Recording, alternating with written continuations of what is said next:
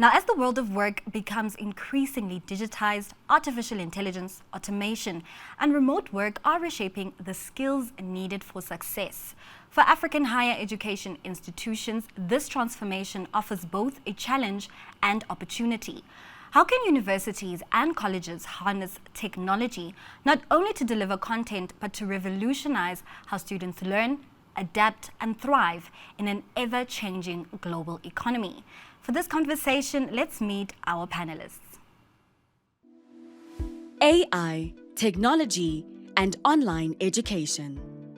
The panelists are Joseph Nsengimana, Minister of Education, Rwanda; Khomotso Molabe, Group Chief Information Officer, Standard Bank Group; Dan Adkins, Group CEO, Transnational Academic Group.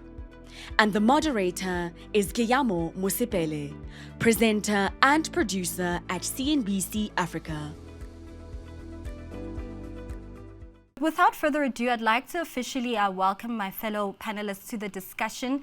My intro included some of the ways in which automation, artificial intelligence, particularly generative AI, has definitely entrenched itself within the education space and largely within daily life. And we know further afield, as far as the US, AI data centers are rather mushrooming by the day, and the country is actually running out of space, which further emphasizes my point that artificial intelligence is something that is certainly here to stay. So I'd like to officially begin the conversation and pose it to you, Dan Adkins. When we look at how prominent artificial intelligence is within learning and the classroom, how would you say AI and technology are transforming education delivery today? Yeah, so AI has had a significant impact on education, especially since generative AI came about. One of the most immediate impacts was that students began using it to write essays and things of that nature, which has required a lot of work on the universities and schools' behalf to adjudicate all of this academic integrity cases, and has now led to a lot of universities and schools altering their assessment methods so that the students cannot just use generative AI and not learn anything. But I think more importantly, as generative AI is becoming used more and more in the industry, universities and even K through 12 schools are altering their curriculum so that students are learning how to use generative AI and narrow AI in a proper manner with proper ethical considerations and safeguards, and at the same time ensuring that the students are in fact learning the discipline-specific knowledge that they need to. Sure. And also, just continuing your point about some of the ways students are adopting this tool, I'd like to pose the question to the minister. I know that within your work as well, you are also quite a proponent in terms of how AI can be used to personalize how teaching and learning goes about. I know there's also been UNESCO reports that the use of artificial intelligence can even detect students who are on the brink of breaking out just by means of how personalized the tool can be in terms of the student's educational journey. So I put it forward to you, Minister. Within your field of expertise, what are some of the ways you see AI being used as a tool to advance education access in Africa? Thank you very much for that question. I think, as you pointed out in your opening statement, is that AI is here to stay. And so we just have to figure out how best to use it to promote learning among the students. If you think about this, there is a quest that has been long in the education sector to try to personalize learning. And especially in the countries like ours, where we have large classrooms, I think AI becomes an enabler for this effort. We can use AI to make sure that every learner actually has a support that is tailored to their own needs and their own capabilities. So I think it's really important that we understand both the opportunities and the limitation of this technology, and then we take full advantage of it. When you think about AI, so for instance that you're using in a classroom, you can understand what segment of the lesson that the majority of the class did not understand. And that could be almost an immediate feedback that the teacher can receive and therefore would go and revisit that segment of the lesson. Or you can detect that a student is struggling and that you can tailor the support that that student is getting. So I think all this is possible even within the limited infrastructure that we have currently in the region. So I think it's important, and we are doing this in Rwanda, to try to take advantage of this new technology so that we can further the learning, not only for the well-to-do, but across the country. Sure, Minister, and also, do you mind just sharing some of the ways in which you are, as you've mentioned, using this technology in Rwanda to advance some of those outcomes you make mention of? So one of the things, one of the programs that we're introducing this year is that we are doing this in partnership with the Day of AI Foundation, is to make sure that first and foremost, all teachers and all students understand AI. What is it? What can you use it for? And how you can take advantage of it. And we are having teachers actually use it in preparing their lessons. So teachers could go online. They could take the lesson that were already prepared by the Rwanda Basic Education Board, and they can refine it using AI. And that would help them to really tailor-make the lessons for their classrooms. So that's one example. The other example is to use some of the apps that are actually available for the students so that they can take what they learn in the classroom, and when they go outside of the classroom, they can use it to learn more about the lesson that they've just had at school. And so these are some of the approaches we're using in the context of Rwanda.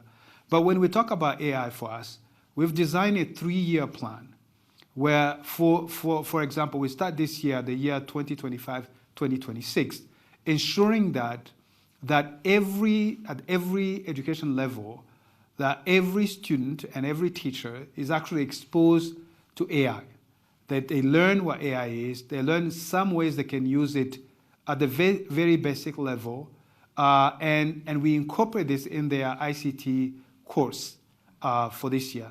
In parallel to that, we are developing grade-specific content, which then will be introduced in next year, in the academic year 2026-2027.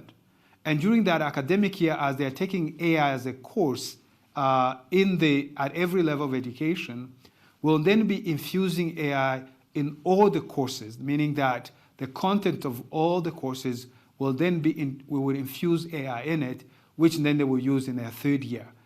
So the totality of these 3 years will get them to really become AI fluent. And I think this is going to advance the learning outcome among all kids. Sure. Quite an important point that you make there about ensuring the levels of exposure throughout the educational journey of students to ensure that they're AI fluent. But also there's been earlier conversations about how students should position themselves for their future careers from the beginning, the very beginning of their educational journey, which is where I want to bring in Khomotso, yourself, particularly when we take into cognizance what has been mentioned by the Minister, also what Dan has said about how artificial intelligence is continuing to take up space within the classroom. When students then get to the finish line and they are graduates and they're ready to enter into the workforce, are there any expectations on your end on how graduates should be able to use and take advantage of artificial intelligence in the workplace? Yeah, greetings, Kiamo, and to my fellow panelists. Great question. Let me start by stating the obvious in the power and the opportunity that artificial intelligence will give to humanity in general. And we believe in the industry that it will be net positive, especially in the African continent. So we get to receive the product of the education system in the workplace. And we like to use the phrase that we will love for them that they are what we call keyboard ready, meaning that they are able to hit the ground running when they join the workplace. What is very interesting for us is that when you look at the way they use technology in their personal lives, a lot of them use Meta AI in WhatsApp, in Instagram, in TikTok. So the starting point is already an interesting one that says that they already have the ability to use this technology. So the challenge for us is to bring them in an environment where they can continue to apply what they've learned. And I want to highlight two things.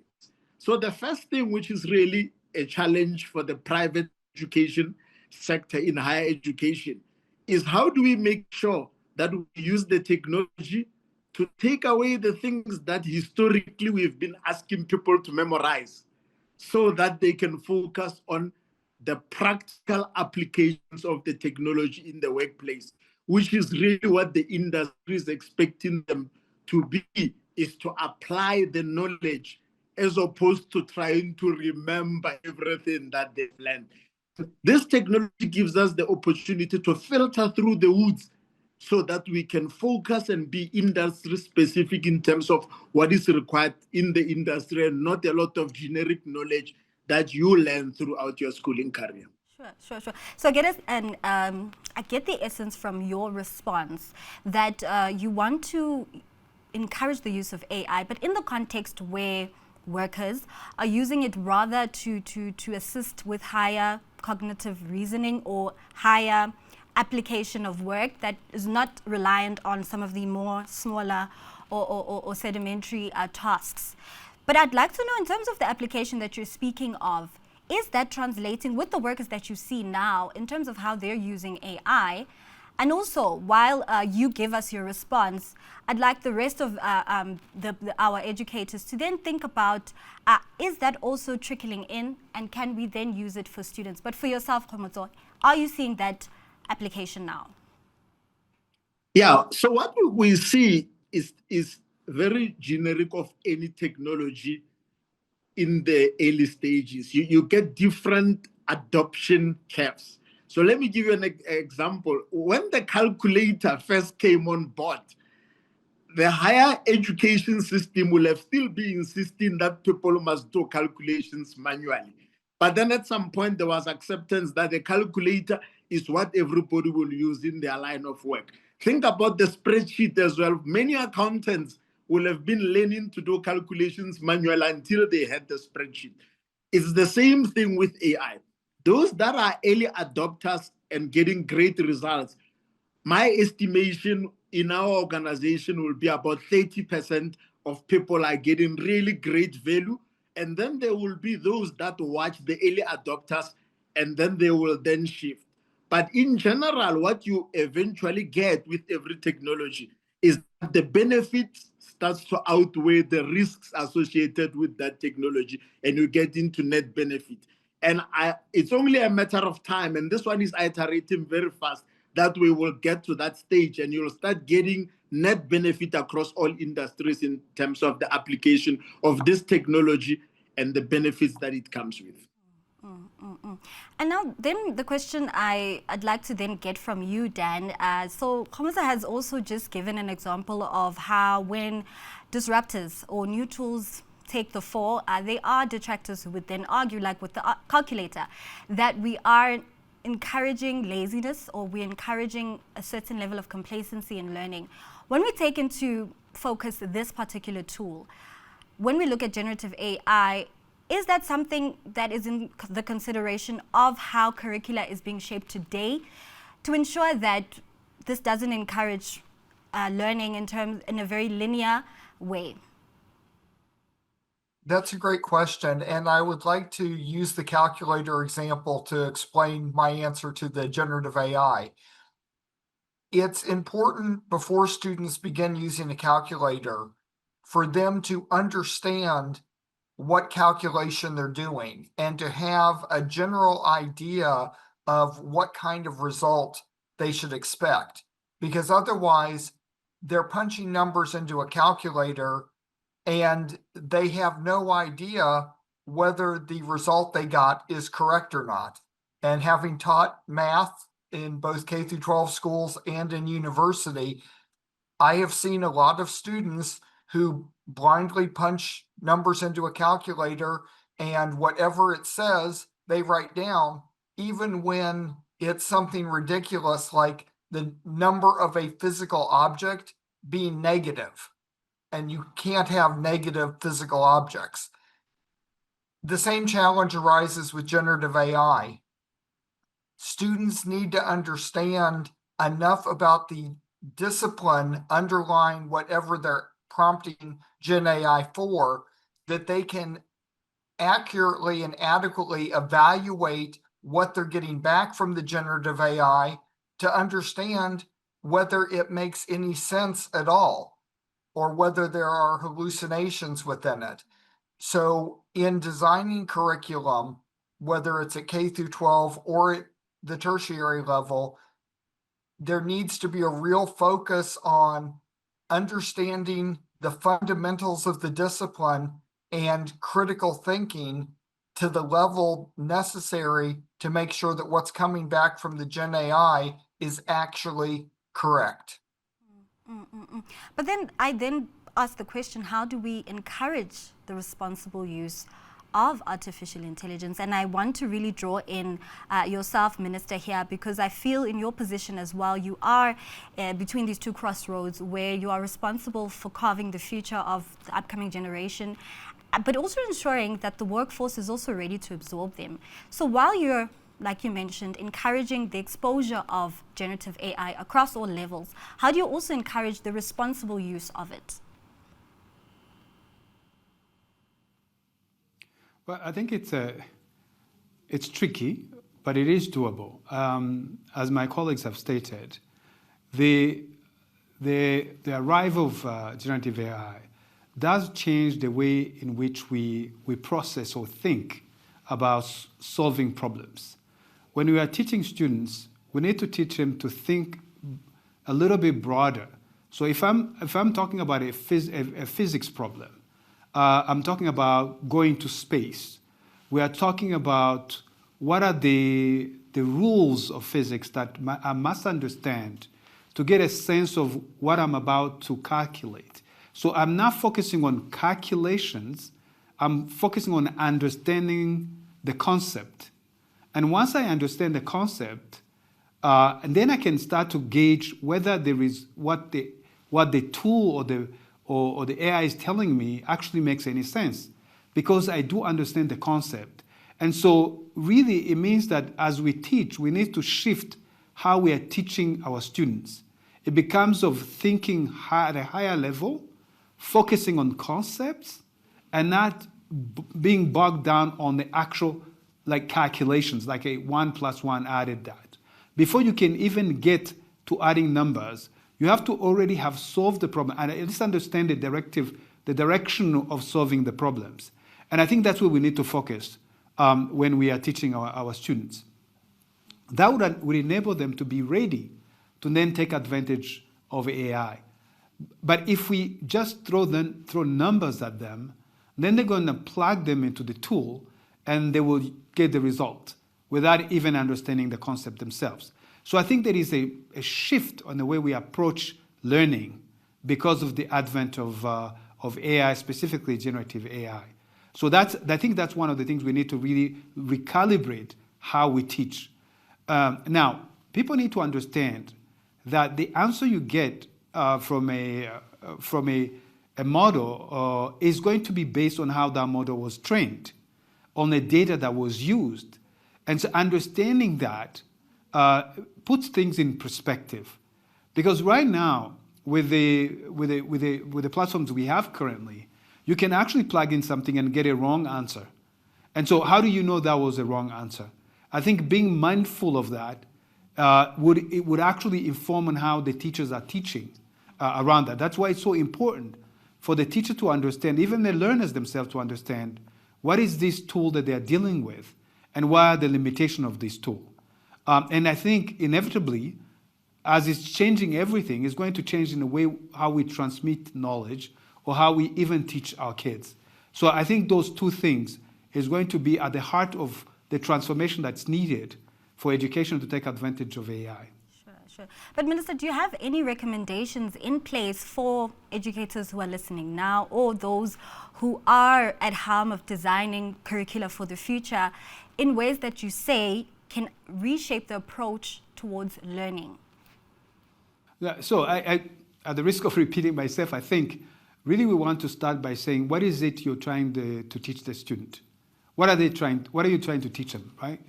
If you're trying to teach them a specific concept, let's start with the concept itself. And let's try to make sure that they actually understand that concept before you go down to actually solving specific problems. Because the tendency for a student when you give them a problem is to get to the answer of that problem. But let's first understand what it is they're trying to learn and for them to internalize that. And I think if we start from that perspective, it will become easier when we get down to the details of actually plugging in a specific problems. So if we're talking about gravity, for instance, what is gravity when you start to teach to the learners that concept? You can do experimentation. You can show the kids dropping something and seeing how fast it's coming down. If there is a way to use experiment where you remove air, for example, and show that a brick and a feather are dropping at the same speed, for the student to actually see it. And nowadays, because you don't actually need physical labs only, you can actually do digital labs where it allows you to see it, for the student to see that and ask them, how do you explain that? What is the concept behind it? And I think engaging them in that experiential learning would enable them to comprehend and actually internalize the concept before you go down to actually giving them a problem to solve. I think this approach would enable the learners to learn concept, master the concept, and then when they get to solving a problems, they would be able to actually check the answers they're getting from these models that they're going to be using. Sure. Dan, I'd still like to continue the conversation and pose to you, how likely is the likelihood of bias within the use of artificial intelligence, as the minister has then spoken to us about how educators should change their approach and shift their focus in terms of how they're implementing the use of artificial intelligence in the classroom, but as well as how they then assess the work that comes out of the students. So is there a likelihood as well of AI bias within the space? Yes, so there is absolutely an issue with AI bias, and I'll separate it into the two kinds of AI. Everybody's talking about Gen AI, like ChatGPT now, but predating that, there was what is called narrow AI, which is an AI that does one thing and supposedly does it well. Unfortunately, as the minister rightly pointed out, a lot of the result comes down to the training data. And unfortunately, in many situations, the training data itself was biased. And there are well-documented examples of narrow AI biased by its training data, preventing people from getting bail, preventing people from getting released on probation, preventing people from getting jail terms that are appropriate for other people who had done like crimes.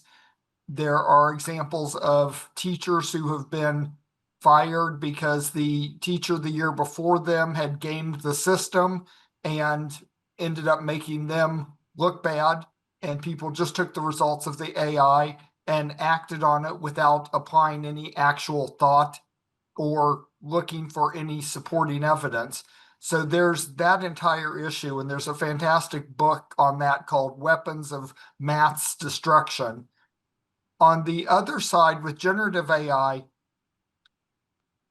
it has been hugely oversold. The things that have been talked about that it's going to do it can't do and it won't be able to do. And there are now credible scientific papers coming out demonstrating that it's largely hit the limits of what it's able to do because there is no understanding. It is simply token prediction. So the AI does not understand any of the concepts it's working with and freely hallucinates when it seems like that should be the right kind of token to come next. That alone makes it untrustworthy for the vast majority of uses. It's great for summarizing an article if you submit it, or correcting your grammar if you're submitting something like that. It does a pretty decent job of taking notes during Zoom meetings, but when it comes to other things, it just doesn't get it. Coming from an IT background, you hear people talking about how it's going to replace programmers. And as people are starting to use it, they find for really simple programming tasks, absolutely, it's able to grab the necessary code off of the code repositories, just like any developer would do. But as soon as you start getting into a medium or high complexity task, it completely and utterly fails. So we need to understand, and we need to make sure our educators understand what the actual limitations of AI are, and then train the students, and actually, as the minister suggested, using some experiential learning so that they can see those limitations and understand why it's appropriate to use in some situations and not in others. Sure. And that's exactly where then I'd like Khomotso to also then give us a little more insight. You made mention of the vision in place, or the objective in place, in essence, to encourage workers, encourage entry-level workers on using generative AI as an assistive tool. But Dan has just made mention of the fact that there are certain limitations within the outcome and the output that a generative AI can produce, and also in terms of the likelihood of hallucination. So within your observations, Khomotso, as you've mentioned and given us a little bit of a preview of what's happening in your organization, are these things that you're also guarding against? Yeah, so I have a slightly different experience to Dan in terms of the practicalities of what I see with the technology. In fact, in our industry and our organization, we've got very mature use cases that demonstrate that this technology is really changing the way work works. In a way, where I agree with Dan is we don't think that generative AI will replace people, but people will definitely have to work hand in hand with the technology. And what we then say in terms of implications for learning is that we need to adapt the learning in a way that we prepare young people that are going to enter the workplace to be ready to work with the technology to extract efficiencies, as opposed to, I think, previously, where we were preparing them for a different type of workplace. Because practically, I mean, even in the example of code assistants that assist programmers to be able to generate code, there's a major shift where we're seeing at least 100 plus of engineers that are editing a lot of the code instead of writing it themselves. So the skill there, for example, is transition to be able to edit and write the rest of the code, as opposed to preparing them to a world where they have to do the work. I like calling it the relationship between the machine and the person. We need to prepare people to enter the workplace to be ready to work with the technology as opposed to previously, is the main point. Sure. And continuing on your mention of ensuring that students are prepared for the future, and that jobs will not be replaced by AI, but rather the people's jobs who are at risk are those that are not embracing and are not fluent in using this tool. But I'd like to pose this question to the Minister. Minister, it's also been a common thread in today's discussion on where the responsibility really lies in terms of ensuring the workforce readiness, especially within our continent where we have a high youth surplus. So where does the responsibility lie in ensuring that students are AI ready and ready to tackle the workplace with AI digital ready skills?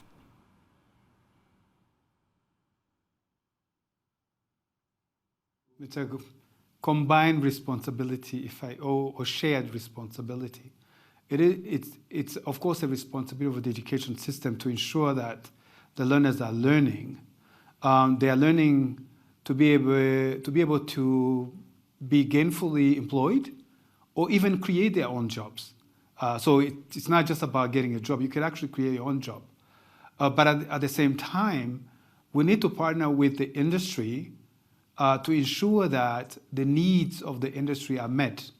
And this is where I think there is a great opportunity for collaboration between industry and academia to ensure that the lesson that we are actually teaching, or the skills and knowledge we are imparting on the students as they are within the school system, is actually reflective of the needs out there, the needs for the economy, for the industry. And so this partnership is key to ensure that actually happens. Also, industry could provide opportunities for internship so that the learners have an opportunity to experience work before they actually graduate from school. And so I see this as a really a shared responsibility between the industry and academia. And I'd like to encourage more collaboration across those two sectors. Of course, the government is always there, ensuring that the policy that is in place is actually an enabling policy that can actually conducive to growth of the industry. But at the end of the day, I don't think this responsibility can be assigned to one of the parties without the others. Certainly, I do agree with that. It is a shared responsibility. We also have a question from the audience. This is from Nadine Kioni, who then asks, at what age do you think it is appropriate to introduce artificial intelligence in schools, and what ways could this technology enhance learning for students at an early age? I think I'd like to pose it to you, Minister. Yeah. That's an important question. I think there is different levels of interaction. When you're doing games at schools, at one time or another, you're going to cross into the technology. You could play a song on the TV, for example, for the kids to participate in. You could ask questions that could be asked over a tablet. Or any other form of technology. I think the interaction or exposure to technology can be done at quite early stage, year one onwards. How much of it, though, makes a difference? I think you don't want your children or the students in primary one to be spending 5 hours in front of a computer, but whether it's to spend 30 minutes of that day interacting with technology, where the rest of the time is spent interacting with the teacher and other kids, I think that's the right amount of technology exposure at that age. So I think we want to make sure that we ask the right question. It isn't necessarily the exposure to technology, but also we have to add to it how much of it at that time. So it's both. It's really looking at both the exposure and the time that they are with the technology. Sure.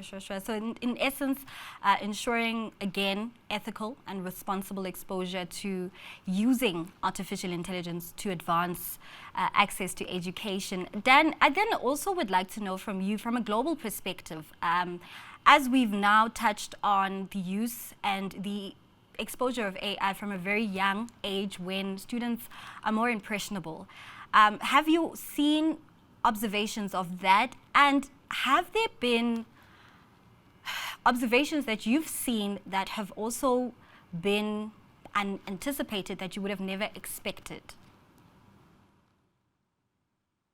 That's a great question. So with regard to the use of AI by young students, I'd like to use an example from my life. 45 years ago, when I was 12, I had the privilege as part of a gifted and talented program to be attending Old Dominion University in Virginia and being a test subject for a narrow AI math tutor.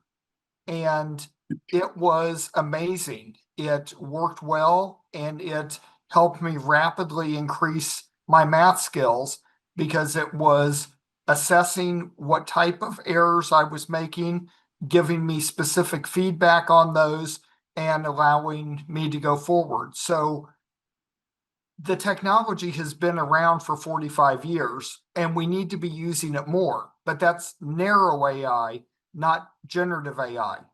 Very different things, especially when it comes to teaching younger children, because unfortunately, they have grown up to essentially believe what they see on the internet is real and what they get out of generative AI is real. And I have seen some very interesting results of that, even with university students who have seen AI generated news articles, taken great offense or gotten very upset about what they saw in the news article without realizing that it was obviously generated by AI, where pictures were distorted or the scale was way out of context, sometimes by an order of magnitude. So I think with especially the younger students, keeping them away from generative AI until they've learned in a very controlled way to understand that it doesn't always show truth, and understanding critical thinking principles that they can apply to make sure that what they're learning is correct. Certainly, certainly. And just continuing on your point, Khomoso, when we then take a look at self-driven learning, and when we then take a look at a lifelong approach to learning, are there any ways in which you are upskilling your current workforce in your organization, and also some of the changes then you've seen from taking an approach where you're embracing AI in the workplace? Yeah, we are learning a lot in terms of continuous learning of colleagues that are already in the workplace. I'll give you an example. Because technology iterates so fast, a lot of the engineering community colleagues have to learn new updates of the technologies that they use all the time. And most of that is almost completely online learning. And what we are seeing is the opportunities that the minister was talking about, where the technology is able to adapt to their own pace, to adapt to their own learning speed, and to be able to generate relevant content that they need, that is specifically focused on topics that they might need to do.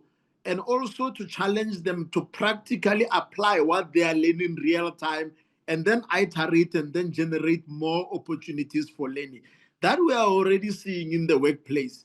And in a way, I think that the challenge is, if this is already happening in the private sector in terms of continuous learning that is required, how can some of that learning be applied earlier on in terms of the learning continuum, so that by the time they join the workplace, this type of learning is already there? Because in the workplace, you are learning all the time, and you need a very effective and fast way of learning and adapting all the time. And I think that there will be an opportunity in a way for some of this type of learning that we are seeing and experiencing to be applied earlier on in the learning continuum. Sure. And then that also brings me to the question in terms of, as we've seen from the conversation we've had, there's definitely merit and value in the use of generative AI, whether it be in the classroom, whether it be in the workplace. But then, Minister, the question that I have for you, what stands as the current hurdle today In terms of implementing this in Africa?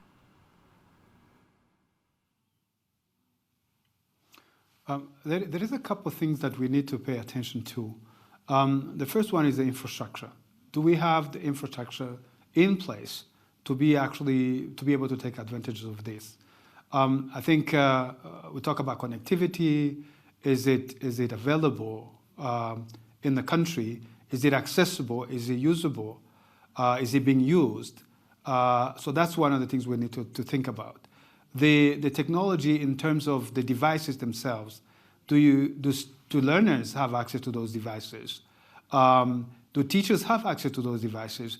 These are some of the things we need to pay attention to if we really want to take advantage of the technology around that. The second thing, I think Dan alluded to it, was is the model which we're running. As I said, quite a lot of this has been developed on data that's not African data. And so we need to make sure that we are using our own data as we at least tweak the models so that it's relevant and applicable to us. And we are not just consuming something that was designed and trained on data that might not be the reality that we face. So I think these are some of the things we need to pay attention to, and not shy about generating our own data and using our own data. And I think if we can solve the issue of infrastructure and the cost, and if we can address the authenticity of the data that's being used in programming, on training the models that we use, and make sure that really reflective of our values, they're ethical, I think this is going to help us actually really take advantage of this technology. If we fail to do that, it's going to reduce the benefit we can get from it. Indeed, Minister. And I'd also then like to ask you, Khomotso, while capacity building is happening, while African governments are ensuring that they do what they can to ensure and prepare the future of work, yourself, what do you think is a skill, a digital skill that every African graduate should have by 2030? Yeah, the most important skill, I believe, is it's the ability to have a broad mind in terms of solving problems, as well as the ability to learn and adapt to new situations. And I say that in generic terms because the pace at which technology will iterate requires the ability to unlearn very quickly and learn new things as quickly as possible. So in a way, I always say to colleagues that I work with that if you are an expert of this technology today, next week there might be a new technology that will be released that will make you obsolete. And the key here is not to be an expert of one thing, but the ability to keep adapting and learning. It goes without saying, of course, that a lot of technology is fueling economic growth in our continent. So generally, I have bias being an engineer myself to say if we produce lots of engineers in the continent, we have the ability to adapt solutions to Africa-specific problems using technology. And we have seen practical applications of this in many markets. For example, in East Africa, where we never had telephone lines, when the mobile phone was introduced, we were able to leapfrog the rest of the world and introduce mobile money. And that is just one example of if we produce lots of engineers, millions of them in the continent, we'll be able to take our own problems, apply technology, and leapfrog the rest of the world. Certainly, and I definitely agree we could do it in fintech. Certainly here the opportunity is now for Africans to solve for their own problems within the use and space of generative AI. Dan, the question I'd also like to pose to you, as Minister has then laid out in terms of the challenges that African governments are facing in terms of scaling digital learning, do you have any recommendations just from your perspective? Yes, digital learning is a real godsend to be able to scale because worldwide there is a shortage of teachers, and I know it's particularly true across the African continent. With proper use of narrow AI and self-learning applications that are developed using that, we could vastly multiply the impact of the teachers that exist and be able to reach out to people who are in more rural areas or areas where it's hard to get the best quality teachers. So I think there is a real opportunity to leverage technology, narrow AI, and even generative AI in order to expand the reach of education, not only across all of Africa, but across all of the world. I certainly agree that the opportunity is there for the increase in access, especially in Africa and sub-Saharan Africa, to increase access to education, access to learning. And it is quite endearing to know that artificial intelligence is at our disposal. Gentlemen, thank you so much for your time. I could go on just speaking about some of the ways in which the opportunities and challenges are presenting themselves in terms of the use of generative AI, but that's unfortunately all the time that I have for. Thank you so much to my guest. That was the Minister, Joseph Nsengimana from Rwanda. He is the Education Minister over in Rwanda. That was Dan Atkins from Dubai, as well as Khomozo Malabe from Johannesburg, just giving us some of their insights on AI, online education and technology. And that unfortunately brings us to the end of this day of thoughtful and inspiring discussions. We covered a range of topics around the theme Bridging the Academia Industry Gap, the Future of Workforce Readiness. We spoke about how universities can evolve to better equip students for a rapidly changing job market. We spoke about strengthening industry-academia collaborations and a hands-on approach to learning. We also explored the rise of alternative credentials and skills-based education while dealing with the backdrop of high youth unemployment on the African continent. Thank you so much for spending this enlightening day with us. We will, of course, be back here next year with another day of discourse around the future of education. Until then, it's goodbye from me, Kiamo Mosipili, and the rest of the CNBC Africa and ABN Event Productions team. It's until next year.